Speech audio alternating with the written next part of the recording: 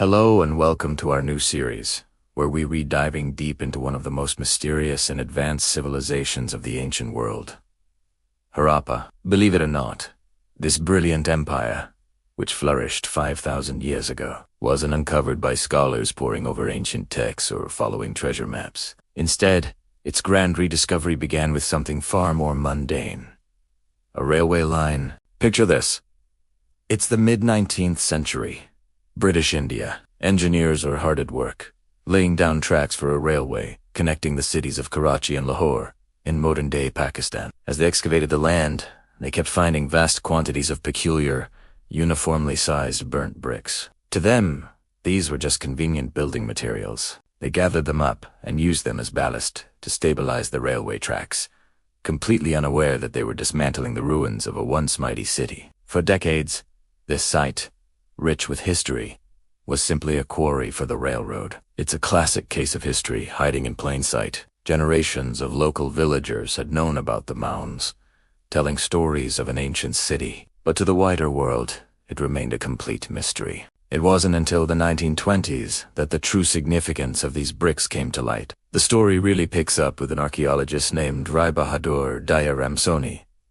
In 1921, under the guidance of Sir John Marshall, the Director General of the Archaeological Survey of India, Sony began the first official excavations at one of these mysterious mounds. The site was called Harappa. What he and his team started to uncover was simply staggering. They found artifacts, pottery, and the foundations of buildings that were clearly part of a large, organized urban center. Just 1 year later, in 1922, another archaeologist, R.D. Banerjee, was exploring a different mound about 400 miles away. This site, known as Mohenjo-daro, which means Mound of the Dead, revealed a similar story. He found the same type of distinctive seals and burnt brick structures. It quickly became clear that these two cities were not isolated settlements. They were part of the same vast, interconnected culture. When Sir John Marshall officially announced the discovery of this civilization to the world in 1924, it sent shockwaves through the academic community. Why was this so revolutionary?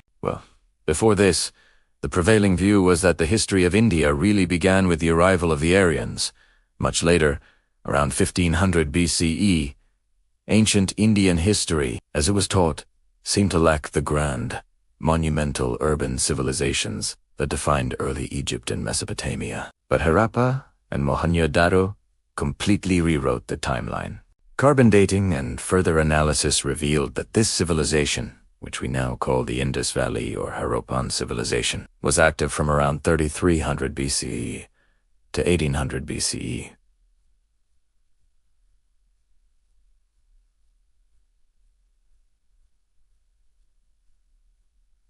Its peak, its most mature phase, was roughly from 2600 to 1900 BCE. This placed it squarely in the same era as the great pyramid builders of Egypt and the powerful city-states of Sumer.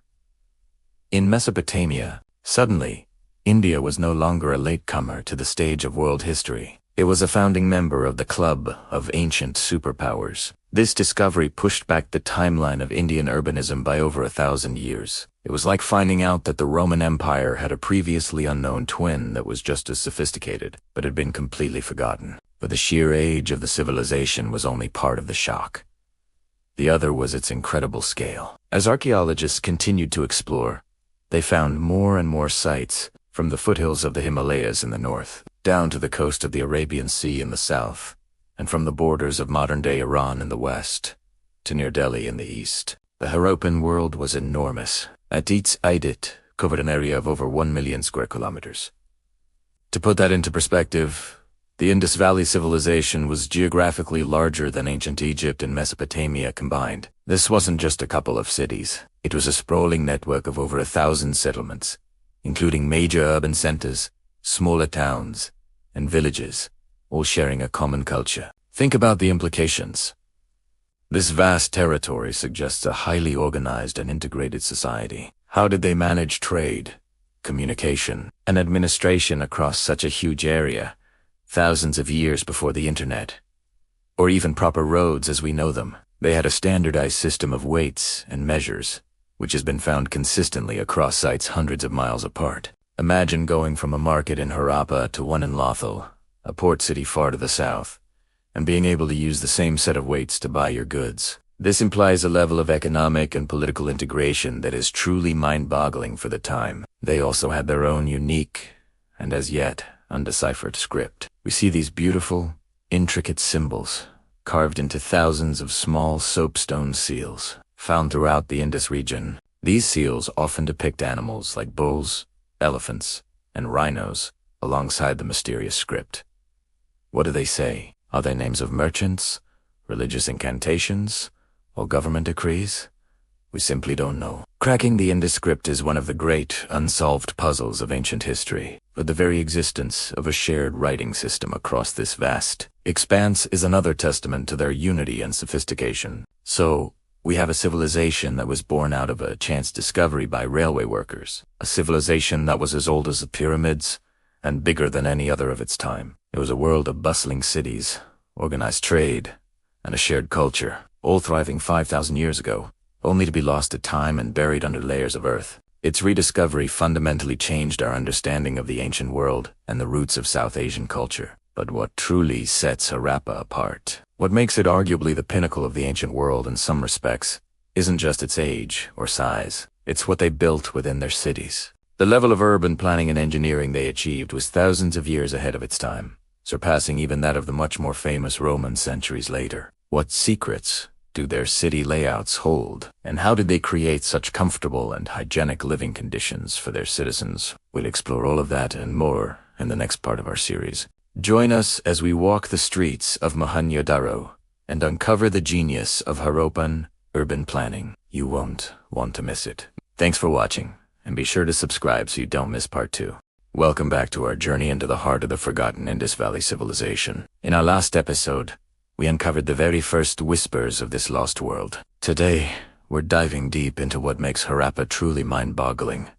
Its cities. Imagine 5,000 years ago, while much of the world lived in scattered, rudimentary settlements, the Harappans were building metropolises that would look surprisingly familiar even to us today. This isn't just about mud huts and campfires. This is about a level of urban planning that was thousands of years ahead of its time. So, let's peel back the layers of dust and explore the modern cities of antiquity. When archaeologists first unearthed the ruins of cities like Harappa and Mohenjo-daro, they were stunned. What they found wasn't a chaotic jumble of buildings. Instead, they discovered cities built on a precise grid system.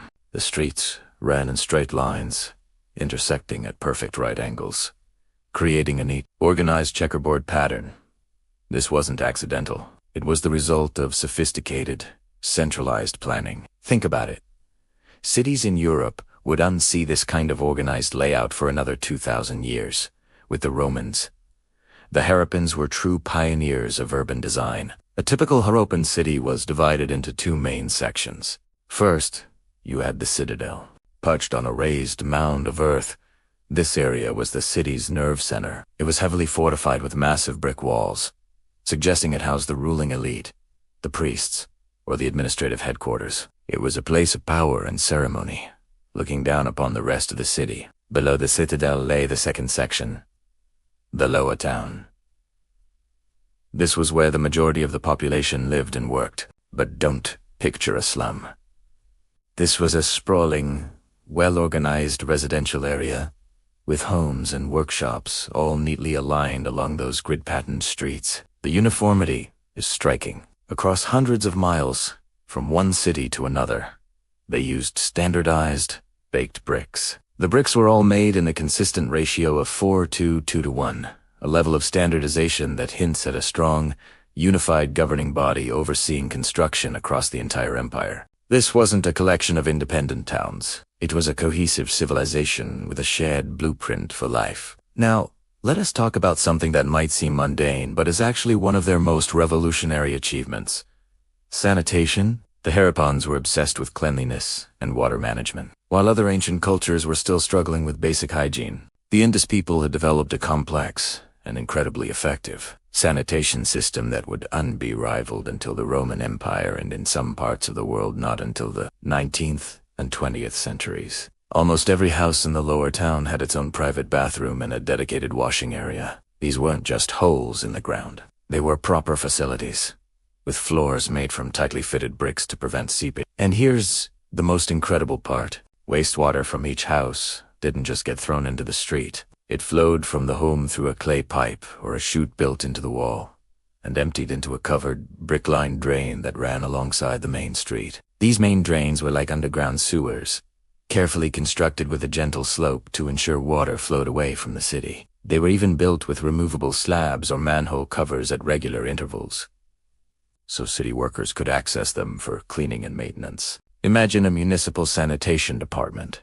5,000 years ago, this system kept the streets clean, prevented the spread of disease, and speaks volumes about their understanding of public health. It shows a society that valued order, hygiene, and the well-being of its citizens to an astonishing degree. They weren't just building houses. They were engineering a healthy, livable environment for thousands of people. Dominating the citadel of Mohenjo-daro is one of the most iconic structures of the ancient world. The Great Bath. This wasn't just a swimming pool. It was a masterpiece of engineering, measuring about 12 meters long, 7 meters wide, and over 2 meters deep. This colossal tank was built with layers of finely fitted bricks. To make it completely waterproof, the builders used a thick layer of natural bitumen, or tar, on the floor and sides, a technique that works so well. The structure still holds water today if filled. 2 wide staircases descend into the pool from either end. Surrounding the bath was a series of small rooms, some with their own bathing platforms. What was its purpose? Most scholars believe the Great Bath wasn't for recreational swimming. Given its prominent location in the citadel and its monumental scale, it was likely used for important religious rituals. Perhaps it was a place for ritual purification, where priests or rulers would cleanse themselves before performing ceremonies. It represents a focal point of the community's spiritual life, a place where water, a precious resource, was elevated to a sacred status. But the Harappans didn't just manage water. They also managed food on an epic scale. Next to the Great Bath in Mohenjo-daro stood another massive structure, the Great Granary. While much of its wooden superstructure has long since decayed, its foundation reveals a truly impressive design.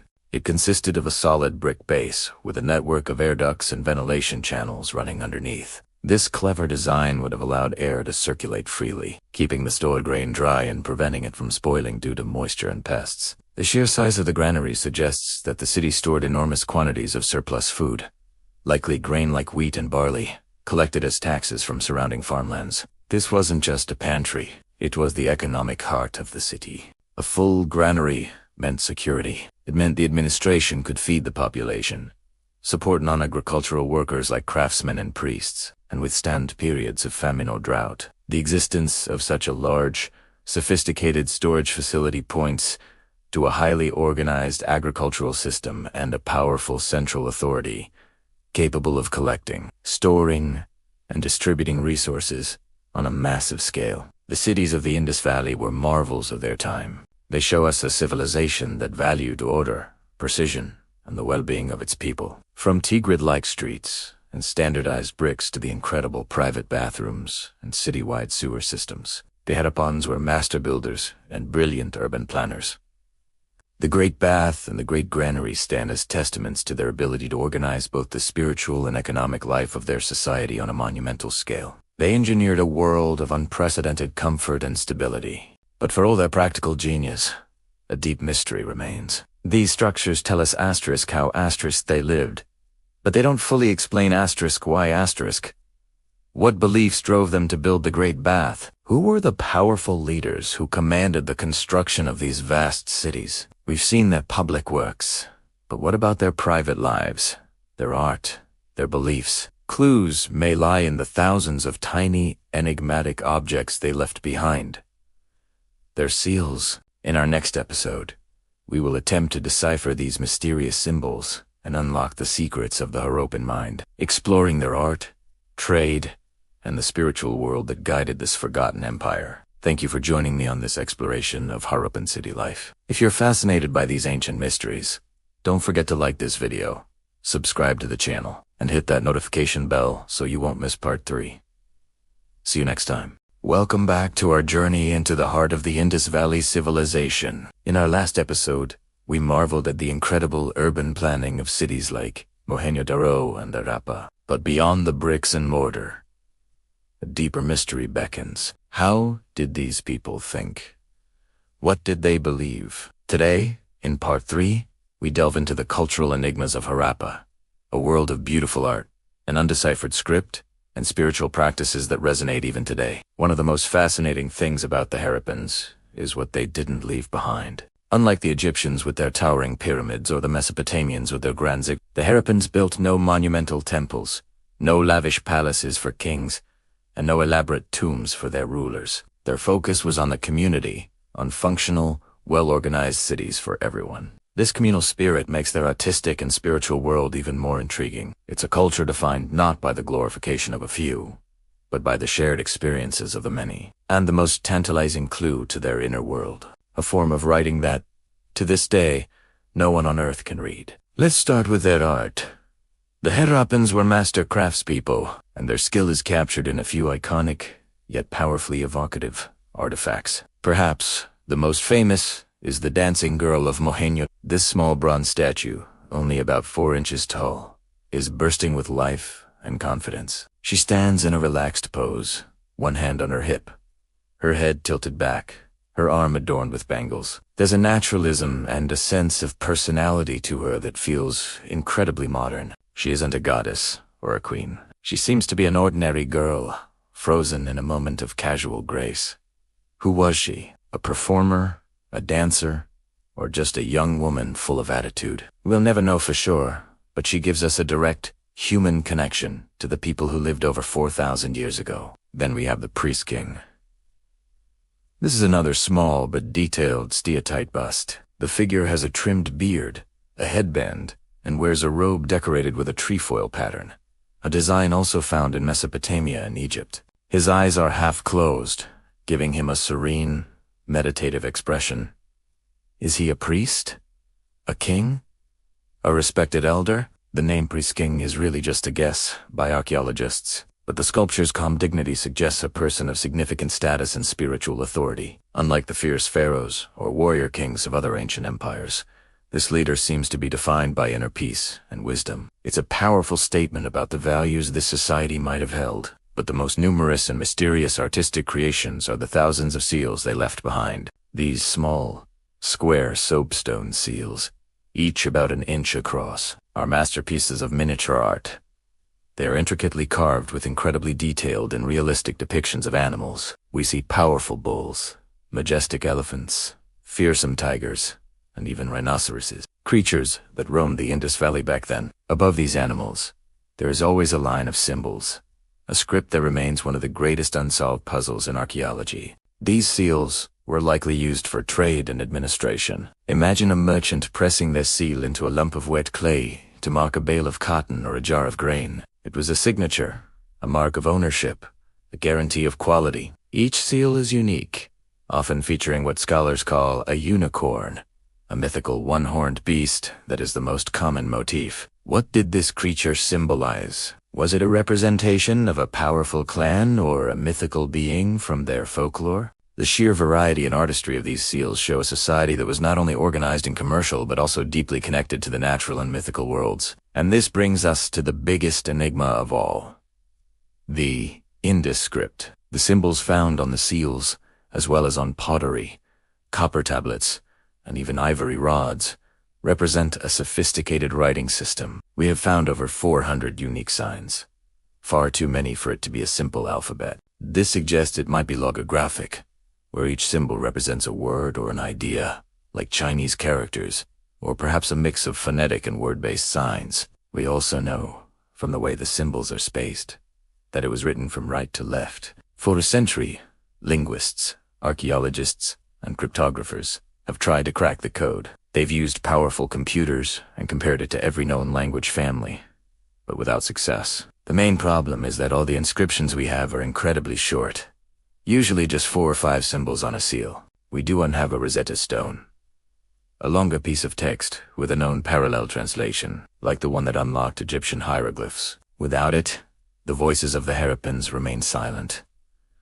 What stories, poems, laws, or histories did they write? We can only guess. Cracking this script would be like finding the key to a lost library, instantly illuminating their entire world. It's the holy grail of Indus Valley research. So, if we can't read their writing, how can we understand their beliefs? We have to look for clues in their art and their cities. As I mentioned, there were no grand temples. Instead, it seems their spiritual life was woven into the fabric of the city itself. Archaeologists believe that large public structures, like the Great Bath of Mohenjo-daro we discussed in Part 2, likely served as sites for communal religious rituals, perhaps centered on purification and water. Looking closely at the seals, we find figures that seem to hint at their deities. One of the most significant is a seated figure in a yogic posture, wearing a horned headdress and surrounded by animals. Many scholars see this as a proto-Shiva, an early form of one of the most important gods in modern Hinduism. The yogic pose, the association with animals as Lord of the Beasts, and the meditative aura, all point to a deep connection. If this interpretation is correct, it means that some core elements of Indian spirituality can be traced back directly to this ancient civilization, a continuity stretching across more than 4 millennia. Another symbol you might recognize is the swastika. Today, this symbol is infamously associated with a dark period of 20th century history, but its origins are ancient and positive. For the Harappans, as for many cultures across the world, it was a symbol of good fortune, well-being, and the cyclical nature of life. Its presence on their seals shows it was an important part of their spiritual vocabulary, a sign of luck and prosperity in a world full of uncertainties. Finally, their customs around death offer another window into their worldview. In sharp contrast to the later Hindu tradition of cremation, the Harappans practiced burial. They lay their dead to rest in rectangular wooden coffins, with the bodies oriented north-south. These graves were not ostentatious, but they were not empty either. The deceased were often buried with personal belongings, women with jewelry like shell bangles and anklets, and men and women alike with a modest collection of pottery. These grave goods were not lavish treasures for a spectacular afterlife, like in Egypt, but rather simple, personal items. It suggests a belief in some form of continued existence, but one that was humble and perhaps not so different from the life they had just left. It reflects a society that valued the individual, even in death, without elevating them to the status of gods. Art without ego, writing without a key, and religion without temples. The Harappan culture is a beautiful paradox. They were practical and organized, yet deeply artistic and spiritual. They were connected to the wider world through trade, yet their inner world, locked away in their undeciphered script, remains their own. They created a stable, peaceful, and prosperous civilization that lasted for centuries. But then, it all vanished. Around 1800 BCE, this vibrant and sophisticated society began to decline and eventually disappeared. The great cities were abandoned, the script was forgotten, and the people seemed to melt away. How could such a brilliant civilization, one of the 3 cradles of human society, simply evaporate from history? What happened to the Harappans? That is the final, most haunting question, and we will explore the theories in the concluding part of our series. Thank you for joining me on this deep dive into the culture of the Indus Valley. If you've enjoyed unraveling these mysteries, please hit that like button and subscribe so you don't miss the final episode. We'd love to hear your thoughts in the comments below. See you next time as we investigate the fall of the Harappan civilization. Imagine an empire at the absolute zenith of its power, a civilization with sprawling cities, intricate trade networks, and a population of millions. They built magnificent structures, mastered complex crafts, and developed a writing system that remains a puzzle to this day. This was the Harappan civilization, also known as the Indus Valley civilization. For nearly 2,000 years, they flourished in what is now Pakistan and northwest India. Their cities, like Mohenjo-daro and Harappa, were marvels of urban planning, with sophisticated drainage systems, public baths, and multi-story brick houses. But then, around 1800 BCE, something went terribly wrong. In what seems like the blink of an eye in historical terms, this mighty civilization began to crumble. The once bustling metropolises started to decay. Grand cities turned into disorganized slums. The iconic Great Bath at Mohenjo-daro, once a center of ritual and community, was filled in and abandoned. The population dwindled, Trade networks collapsed, and their unique script vanished from use. The question that has haunted archaeologists and historians for a century is what happened. How could one of the world's first great urban civilizations just disappear? Today, we're diving deep into the final chapter of the Harappan story, exploring the leading theories that attempt to solve the mystery of its sudden and enigmatic collapse. This is the story of the fall of a forgotten empire. Before we explore the cataclysmic events that might have brought this civilization to its knees, let's just recap how incredible the Harappans were. They had standardized weights and measures across a vast territory, larger than ancient Egypt or Mesopotamia combined. Their craftsmanship was exquisite, producing beautiful pottery, intricate beadwork, and those famous soapstone seals depicting animals and enigmatic symbols. They were a peaceful people. We've found very few weapons, suggesting a society governed by trade and religion rather than warfare. They were master engineers, creating cities on a grid plan with sanitation systems that would not be seen again for thousands of years. They were, in every sense of the word, a powerhouse of the ancient world. And that's what makes their disappearance so baffling. It wasn't a slow, gradual decline over many centuries. It was a relatively rapid collapse. So, let us look at the evidence and the main culprits suspected of bringing down this Bronze Age titan. Our first major suspect is Mother Nature herself. The Harappan civilization was a gift of the rivers, primarily the mighty Indus and the now-lost Gagar-Hakra river system. Their entire agricultural system, which fed millions, depended on the predictable, life-giving floods of these rivers. But what if the rivers turned against them? One compelling theory is that tectonic activity, a constant feature of this region, caused a dramatic shift in the landscape. This could have led to the Indus River changing its course, moving away from major urban centers like Mohenjo. Imagine your city's main water source suddenly rerouting itself miles away. The agricultural lands would dry up. The foundation of your food supply would crumble, leading to widespread famine and forcing people to abandon their homes in search of sustenance. There's another side to this river theory, the Gaga-Hakra River, which many scholars believe was the legendary Sarasvati River mentioned in ancient Hindu texts, was a massive waterway that supported hundreds of Harappan settlements. Evidence suggests that this river began to dry up around the same time the civilization declined. Climate change, a force we are all too familiar with today, may have been the culprit. A shift in monsoon patterns could have reduced the glacial meltwater that fed the river, eventually turning a once mighty river into a seasonal stream, and then into nothing. The loss of such a vital water source would have been catastrophic. The breadbasket of the empire would have turned to dust. This climate change theory is supported by geological and pollen studies from the region, which show a period of increasing aridity around 1800 BC. So, it's very possible the Harappans were not conquered by an army, but starved out by a changing climate and unpredictable rivers. But the water didn't just disappear. In some places, it may have brought destruction in a different way. At Mohenjo-daro, archaeologists have found thick layers of silt and debris, evidence that the city was hit by massive, devastating floods, not just once, but multiple times. It seems the city was built, destroyed by a flood, rebuilt on top of the ruins, only to be flooded and rebuilt again. Each flood would have been a monumental disaster, wiping out homes, granaries, and infrastructure. The effort and resources required to constantly rebuild would have been immense. Eventually, the people may have just given up.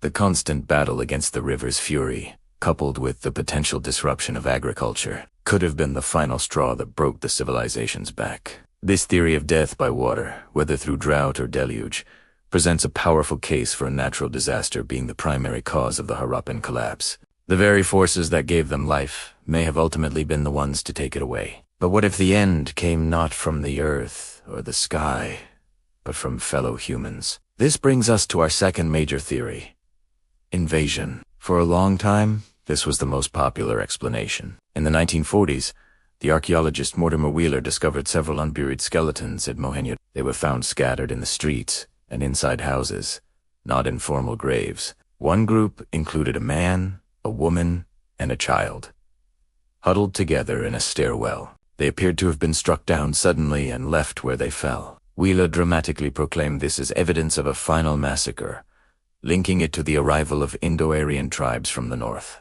who are mentioned in the ancient Hindu texts, the Vedas, as conquering local populations. The god Indra is even described as a fort destroyer. It painted a vivid picture. Horse-drawn chariots storming the city walls, overwhelming the peaceful Harappans, and bringing their civilization to a violent end. Evidence of burning, found at several sites, known as conflagration layers, seemed to support this fiery narrative of conquest and destruction. However, over the decades, the invasion theory has come under heavy scrutiny. First, the number of skeletons found is very small, fewer than 40.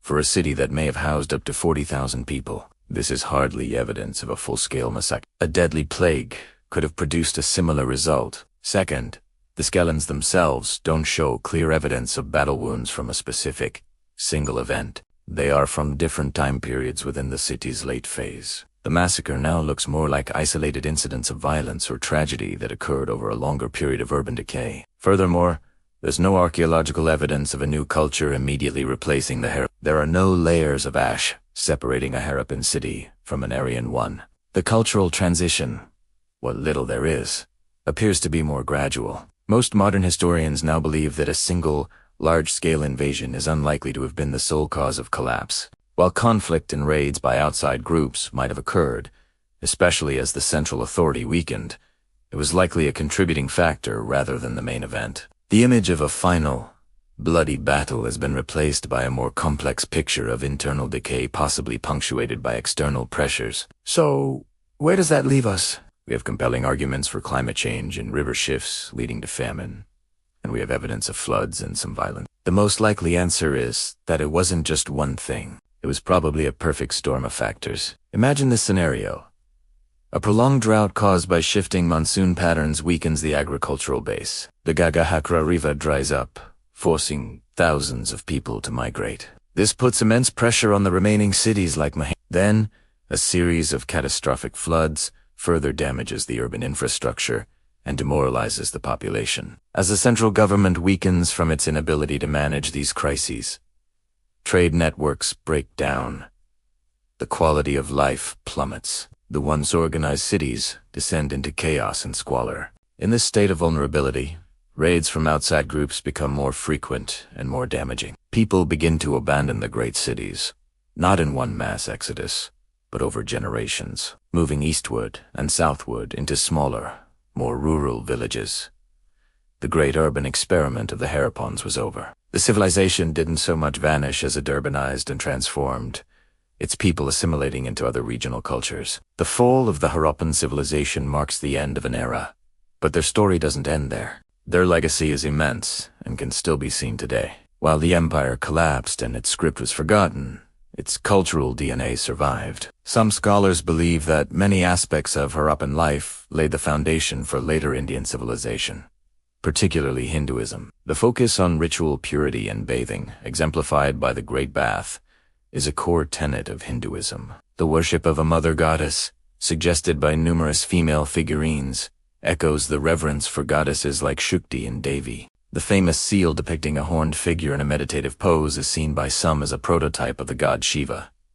Even the practice of yoga may have its earliest roots here. The Harappan civilization may have disappeared from the map, but its spirit lived on, weaving itself into the fabric of the subcontinent. They remain one of the great foundational cultures of human history, a testament to the ingenuity and resilience of our ancestors, and a sobering reminder of how even the mightiest empires can be reclaimed by time and nature. Their story is a puzzle we are still piecing together, a lost world that continues to fascinate and inspire us. Thank you so much for joining me on this journey through the rise and fall of the Harappan Empire. If you found this exploration of ancient mysteries as fascinating as I do, please hit that like button and subscribe to the channel for more deep dives into forgotten history. And I'd love to hear your thoughts in the comments below. Do you think it was climate, invasion, or something else entirely that brought down this incredible civilization? Let me know. Thanks for watching, and I'll see you in the next one.